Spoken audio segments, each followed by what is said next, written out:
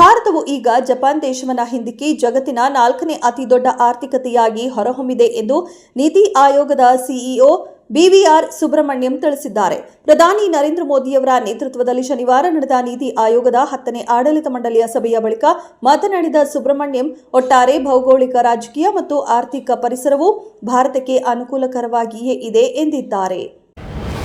ಭಯೋತ್ಪಾದನೆಯ ವಿರುದ್ಧ ತನ್ನನ್ನು ತಾನು ರಕ್ಷಿಸಿಕೊಳ್ಳಲು ಭಾರತಕ್ಕೆ ಸಂಪೂರ್ಣ ಹಕ್ಕು ಇದೆ. ಭಯೋತ್ಪಾದನೆಯ ವಿರುದ್ಧದ ಯಾವುದೇ ಹೋರಾಟಕ್ಕೆ ಜರ್ಮನಿ ಬೆಂಬಲ ನೀಡುತ್ತದೆ.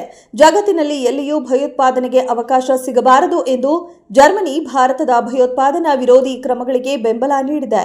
ಜೋಹಾನ್ ವೆಟ್ಫುಲ್ ಅವರು ಭಾರತ ಮತ್ತು ಪಾಕಿಸ್ತಾನ ಕದನ ವಿರಾಮ ಘೋಷಿಸಿವೆ. ಈ ನಿರ್ಧಾರವನ್ನು ನಾವು ಪ್ರಶಂಸಿಸುತ್ತೇವೆ ಎಂದರು.